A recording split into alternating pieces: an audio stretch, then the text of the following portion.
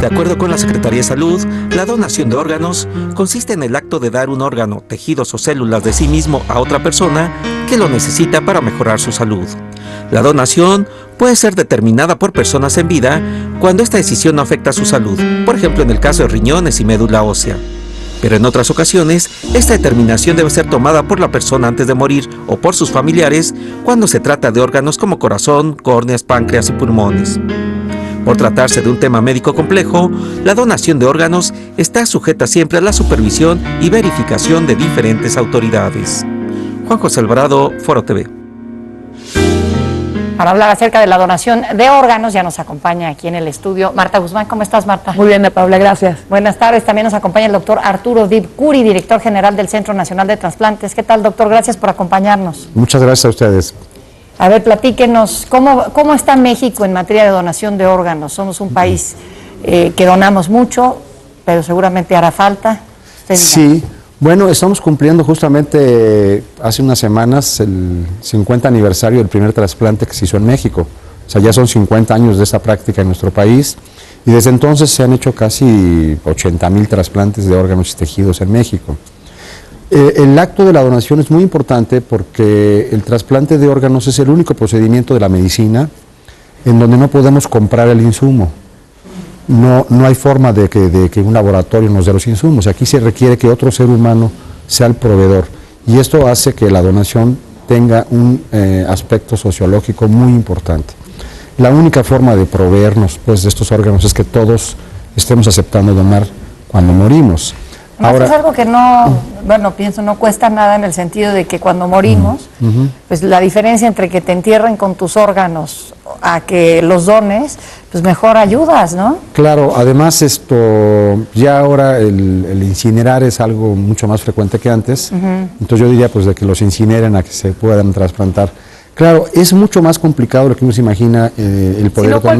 No cualquier persona que haya muerto puede ser donador. Eso es bien importante también. Te puedes ofrecerte a hacer. Y dejar que sea útil o no tu órgano ya es otro tema, pero el primer acercamiento de decir yo dono, pues me parece como algo que no tiene ni por qué reconsiderarse como individuo, ¿no? Claro. Ahora, en relación a la pregunta, México está en los primeros lugares del mundo en la donación entre sujetos vivos. Si tenemos a la familia mexicana, una familia muy solidaria, casi siempre en nuestro país, cuando alguien enferma de insuficiencia renal, algún familiar dice yo te dono, empezando por los padres a los hijos, que esto es muy frecuente, o un hermano, un familiar. México ocupa el 4º lugar mundial por el número de donaciones entre sujetos vivos. No estamos mal, ¿no? Y prácticamente es el primero de todo el continente. Bueno, después de Estados Unidos, que es el primer lugar en el mundo, sigue China, la India y luego México. Pero estamos hablando por tamaño de población o por porcentaje de donadores respecto a la población, porque pues, si no, entonces nunca seremos... Claro, no, por tasa de donación, sí, por millón de habitantes. El número de trasplantes que se hacen en México es muy importante. Nosotros hacemos más trasplantes de órganos que muchos países de Europa, más incluso que Japón. Lo que sucede es que la mayor parte de los trasplantes de riñón son de donador vivo, que esto es lo que hace pues, a México un país muy ejemplar, porque representa la solidaridad que hay en las familias. En otros países alguien necesita un trasplante y la familia lo primero que le dice es ve a la lista de espera para la donación cadavérica. No es una decisión sencilla, ahí sí no. No, pero claro... ¿Qué pasaría si, por ejemplo, yo quiero que cuando yo muera se donen mis órganos? Y lo pongo hasta por escrito, me registro. ¿Qué es lo que tengo que hacer para que esto de verdad se lleve a cabo? Porque muchas veces la familia interviene y dicen, no queremos que le hagan nada, ¿no? Entonces, si tú lo dejaste por escrito, ¿qué te va, digamos, a garantizar que eso se lleve a cabo? Bueno, hay 3 formas de donación legal en México. La primera es la donación tácita, que está en la ley y dice que todos los mexicanos, si no dijimos nada, que es lo más frecuente, al morir se considera que queríamos donar. Esta es la donación tácita. Y ahí es la intención de la donación, la familia tiene que autorizarlo. En estos casos es muy difícil para la familia decidir por el que murió, porque nunca dijo nada. La mayor parte, 6 de cada 10 deciden que sí, en estos casos. El segundo caso es el donde uno ya dejó una tarjetita o ya lo expresó a la familia. En estos casos sube el porcentaje de aceptación a 7,5, 8 de cada 10, en donde la familia dice, pues sí quería donar y lo aceptamos. Y el tercer asunto, la forma de donar es hacerlo mediante un documento oficial, que que se hace en el Centro Nacional de Trasplantes, que no tiene caso realmente que lo promovamos porque es un trámite administrativo innecesario. Ahora, esta pregunta, Marta, es muy importante. Yo lo escucho con mucha frecuencia. Cuando alguien dice sí a la donación, difícilmente la familia se opone. Esta idea de que la familia se opone con frecuencia no es cierto, no la vivimos. ¿Pero se puede? Pero la familia podría oponerse, pero legalmente la tarjeta de donación expresa, según la ley, es irrevocable. Nadie puede revocarlo más que el sujeto en vida. Incluso hay momentos en donde gente que está ya muy grave dice, en ese momento quiero donar mis órganos, y entonces es la familia la que lo oye, o la enfermera o el médico, y lo transmite como un deseo, una decisión expresa, aunque no esté escrita. Claro. Sí. Pero el hecho es de que la familia generalmente es al revés. Cuando la familia dice, mi familia quería donar los órganos, ya murió, queremos que se tomen, exigen, insisten. Y la pregunta también, Marta, de las condiciones para donar son muy complicadas. Solamente se pueden donar órganos de su muerte, órganos que estén vivos de sujetos que están muertos. Una muerte cerebral, por ejemplo. Solamente en muerte encefálica. Si ya hay un paro cardiorrespiratorio, que es la causa más frecuente, es decir, por la que se podría suponer la donación de órganos, pues no se puede.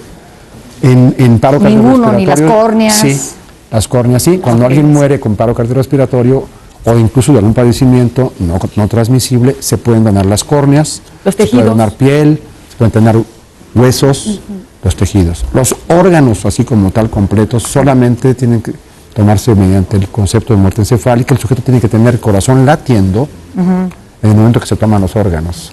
Nos pregunta Noé, ¿hasta qué edad puede ser uno donador? Yo creo que hay que decir sí a la donación a cualquier edad, porque si bien es cierto que los órganos como el corazón, el pulmón, el hígado, los riñones no se toman después de ciertas edades, esto está cambiando. Hace 15 o 20 años no tomábamos órganos de nadie arriba de 50 años. Ahora ya hay gente que a los 70 años está donando órganos. Claro. Claro. En el caso de niños, por ejemplo, si un niño requiere un trasplante, ¿le va a salir un órgano de una persona adulta? Es solamente cuando es compatible por peso, tamaño, es decir, talla, ¿no? El riñón se puede donar entre adultos y niños, siempre y cuando el niño tenga un peso mayor de 20 kilos, para que el espacio abdominal permita el trasplante de un riñón adulto. Pero lo que estamos haciendo en México, como en todo el mundo, es que la donación se dirige. Donadores pediátricos dan sus órganos para receptores pediátricos. Tiene que haber compatibilidad por grupo sanguíneo, tiene que haber compatibilidad por algunas pruebas de inmunocompatibilidad y tiene que haber, obviamente, el cirujano experto que haga el trasplante en esas condiciones. ¿Cuánto tiempo puede durar un órgano desde el minuto que alguien, por ejemplo, como decía, alguien con muerte cerebral, sus familiares deciden que puede donar el órgano, no sé, el hígado? Sí. ¿Cuánto tiempo dura desde que se le extrae al paciente hasta que se le dona? Sí, son tiempos muy cortos en los que tenemos que hacer una gran cantidad de acciones. El Centro Nacional de Trasplantes coordina en todo el país todas las donaciones de órganos y tenemos entre 4 y 6 horas, desde el momento que se pinza la circulación de un hígado hasta que ya se está trasplantando en el receptor. El corazón también, órgano que más tiempo puede soportar fuera del cuerpo humano es el riñón, hasta 24 horas, con soluciones especiales con las que se preparan y se preservan y bajo temperaturas muy especiales con las que se transportan los órganos, ¿no? Ahora en pantalla tenemos los teléfonos y el correo electrónico para quien quiera adquirir mayores informes justamente de lo que es la donación de órganos, nada más anotarlo, ¿no? Sí, bueno, y nos decías también que bueno, la donación en vida se da muchísimo en México, somos de los primeros que tenemos esta bendición de que los familiares pues quieran hacer estas donaciones. ¿Y cómo vamos en materia de donar órganos después de que ya, digamos, después de muertos? Después de muerte, bueno, este es el reto más importante que tiene el sistema de salud mexicano. Por un lado, la dificultad que tenemos en México para incrementar la donación de órganos cadavéricos, como decimos, o de fallecidos, es porque nuestro sistema de salud es muy fragmentado, primero. Tenemos instituciones públicas, privadas, sociales. Dentro de las públicas tenemos Seguro Social, Secretaría de Salud, hospitales estatales, Marina, Pemex, etcétera, etcétera.